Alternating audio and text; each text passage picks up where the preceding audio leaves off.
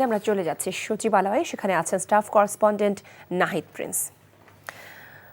নাহিদ, সচিবালয়ের সবশেষ পরিস্থিতি আপনি কেমন দেখতে পাচ্ছেন এবং নতুন আর কি তথ্য আপনার হাতে আছে এই মুহূর্তে?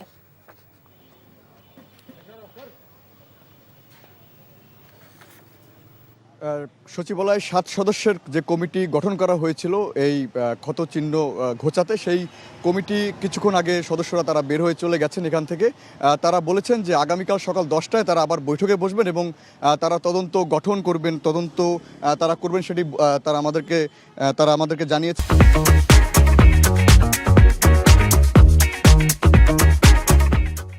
এবং আমরা যেটি দেখতে পাচ্ছি যে সচিবালয়ের এক প্রান্তে কিন্তু আলো জ্বললেও অন্য প্রান্ত যে পোড়া ক্ষত রয়েছে, সেই পোড়া ক্ষত কিন্তু এখনটাই অনেকটাই নরকে পরিণত হয়েছে। কারণ পুরো ভবনটি এখন বিদ্যুৎ বিচ্ছিন্নই বলা যায়।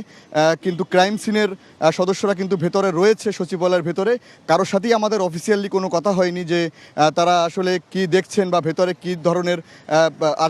কী ধরনের নথিপত্র পুড়েছে, কোনো বিষয় নিয়ে কিন্তু আলোচনা হয়নি। কিন্তু সেখানে ক্রাইম সিন সিআইডির টিমও কিন্তু রয়েছে।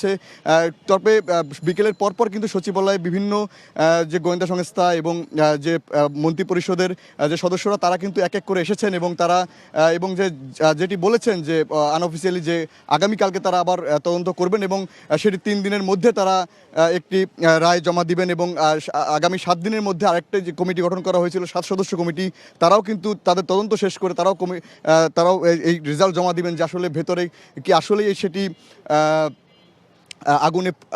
আগুন কি আসলে লাগানো হয়েছে না এমনিতে সেই শর্ট সার্কিট থেকে যে আগুনের সূত্রপাত অনেকে বলছেন সেই ঘটনা ঘটেছে। সব কিছু মিলিয়ে কিন্তু নাশকতা নাকি এটি কোনো ধরনের স্বাভাবিক বিষয় সেটি কিন্তু এখনও বলা যাচ্ছে না। তবে সেই তদন্তের পরে কিন্তু সেগুলো বেরিয়ে আসবে যে আসলে মূল ঘটনা কি। আমরা দেখতে পাচ্ছি যে পুরো ভবনে কিন্তু যে 3 তলা 6, 7, 8 এবং এই যে 3টি ভবন যে পুড়ে গেছে, সেখানে কিন্তু ক্রাইম সিনের সদস্যরা কিন্তু এখনও সেখানে রয়েছে। তারা খুঁটিয়ে দেখছে সবকিছু যে কী ধরনের অবস্থায় রয়েছে। তো আগামীকালকেই মূলত সকাল থেকে যে তাদের কার্যক্রম সেটি শুরু করবেন তদন্ত কমিটিরা। এবং এই ছিল আমার কাছে সচিবালয়ের সামনে থেকে সর্বশেষ।